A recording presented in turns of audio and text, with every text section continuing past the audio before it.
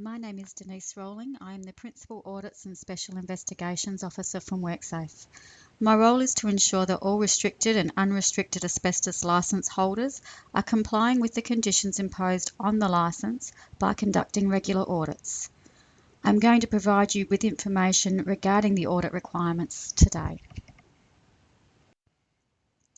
Just going through the outline of what the presentation will be. We're going to cover the legislation, the audit intervals, the conditions imposed on the restricted and the unrestricted asbestos licences, the documentation required for audit purposes, and information that's contained on the Worksafe website to help you in complying with these conditions. The legislation, it's the Occupational Safety and Health Regulations 1996. Worksafe is the Western Australian Licensing Authority that issues the licences to perform asbestos removalist work as prescribed in these regulations. Regulation 545E is the conditions that are imposed on the licence, which is subject to what the Commissioner deems fit and endorses on the licence. This is a minimum requirement for you to comply with when conducting your asbestos removal work.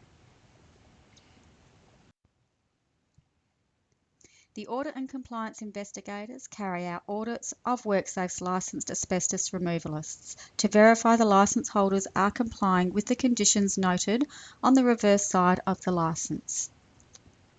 The licence holder is audited at least once during the period of their licence. For the restricted and the unrestricted asbestos licence, you will be audited once every 3 years. And if that asbestos licence holder holds a demolition licence, then you will be audited once every 2 years. The conditions imposed on the restricted and the unrestricted licence holder requires the licence holder or the authorised person to sign a declaration that they will comply with the conditions imposed. The conditions do vary between the two licence holders. The first slide here shows the conditions for the restricted asbestos licence, where all removal of asbestos containing material is carried out in accordance with the Occupational Safety and Health Act 1984, the Occupational Safety and Health Regulations 1996, and in line with Part 9 of the Code of Practice for the Safe Removal of Asbestos. It is a requirement that when you conduct this removal work that you have a copy of this Code of Practice with you. It is a condition that any person that is assisting in the removal of the restricted asbestos for non-friable, that a record of training is provided to each person who carries out that asbestos removal work, and that the information is kept for a minimum of 5 years. For each job where you remove asbestos, you need to have a copy of the Safe Work Method Statements for each job, and again, this is required to be kept for a minimum of 5 years. A copy of the receipt issued by the waste disposal facility, so all receipts must marry up to the Safe Work Method Statement and must be produced at the request of an auditor. The holder of the restricted asbestos licence will report to Worksafe Commissioner any asbestos removal incidents where a person was or likely to have been exposed to asbestos fibres at levels above the exposure standard. The holder of the restricted asbestos licence is subject to auditing and must cooperate with officers of Worksafe, including answering questions and allowing full access to all documents relating to the carrying out of asbestos removal work, which includes, but is not limited to, the documents referred to in conditions 2, 3 and 4. If the licence holder is a company and the applicant or nominee is no longer engaged with the company, the Commissioner must be advised immediately. The licence holder must apply for the approval of another applicant or nominee, and any variations or additions to these conditions as made by the Worksafe Western Australia Commissioner are complied with. The conditions on the licence for the unrestricted licence is very much the same with regards to the restricted asbestos licence. There are a few areas that have been included and are on top of the ones we've just mentioned. So if there is the unrestricted asbestos licence and you're going to be removing friable asbestos, You are to notify the Worksafe Western Australia Commissioner 7 days prior to the commencement of the friable asbestos material being removed. You need to have a copy of the notification referred to in Condition 2, and that is kept for a minimum of 5 years. A copy of the asbestos removal control plan as required by the Code of Practice is the same as a safe work method statement. The holder is also required to report to the Worksafe Western Australia any asbestos removal incidents where a person was or likely to have been exposed to asbestos fibres at levels above the exposure standard. A copy of the asbestos clearance certificate issued by a competent person is required to be kept. It is in part with Condition 1, and that must be kept for a period of 5 years as well. The receipts are required, and you are required to show that you have notified the Chief Operations Officer of the Department of Fire and Emergency Services of all intended friable asbestos removal work from buildings. The holder of the unrestricted asbestos licence is subject to auditing and must cooperate with the officers of Worksafe, including answering questions and allowing full access to documents. If the licence holder is a company and the applicant or nominee is no longer engaged with the company, the Commissioner must be advised immediately, and the licence holder must apply for the approval of another applicant or nominee.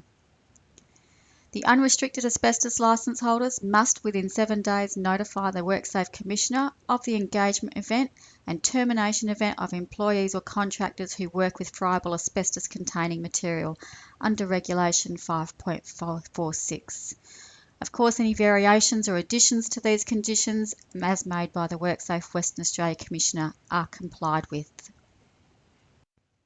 The documentation required for the restricted asbestos licence.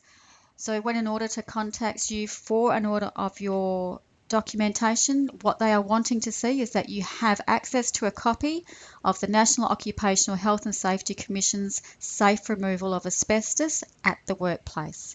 This can be in either an electronic or paper form. If you have anybody that's assisting you in the asbestos removal, you need to have documents relating to the training of personnel in safe methods of asbestos removal, and these must be maintained for every person listed and registered in your Safe Work Method Statement. A copy of a Safe Work Method Statement is required for each asbestos removal job and must be maintained for a period of 5 years. And with that Safe Work Method Statement, you have to have evidence of the disposal of the asbestos material from each job in accordance with the National Occupational Health and Safety Commission's asbestos management. Again, all this documentation should be retained and should be kept for a minimum of 5 years. The unrestricted asbestos licence holder, the documentation required is again the National Occupational Health and Safety Commission's safe removal of asbestos and the National Occupational Health and Safety Commission's management of asbestos. A copy of the asbestos removal control plan, which also covers the Safe Work Method Statement. The notification to the Worksafe Western Australia Commissioner of the proposed asbestos removal work, and the approval along with any conditions that may be imposed for each specific job. You must have a register of the names of all persons carrying out the asbestos removal work on each job. You need to be able to provide evidence that the Fire and Emergency Services have been notified of all proposed asbestos removal from buildings, and the evidence for the disposal of asbestos materials from each specific job in accordance with the National Occupational Health and Safety Commission's asbestos management. There's plenty of information on Worksafe's website in order to help you comply with the Safe Work Method Statement. There is the Occupational Health and Safety subby pack, which has a Safe Work Method Statement, a register, decontamination, hazards and risk control identifiers for you so that you can see whether it's a low, a medium or a high risk to the work that you're actually doing. There are checklists available on the website as well. One is the asbestos management checklist, which goes through the management and control of the asbestos removal. There's also the removalist checklist on Worksafe's website, and this will actually assist you in developing your Safe Work Method Statement for areas that you may not initially consider. Worksafe auditors are available to assist you with a safe work method statement. Although we will not write them for you, we can certainly assist you in being compliant in this area. The information will be provided to you at the end of these presentations. Other available information from our website is the National Occupational Safety and Health Commission's Code of Practice for the safe removal of asbestos, the National Occupational Safety and Health Commission's Code of Practice for asbestos management, and these can be downloaded from either our Worksafe website or the Safe Work Australia's website.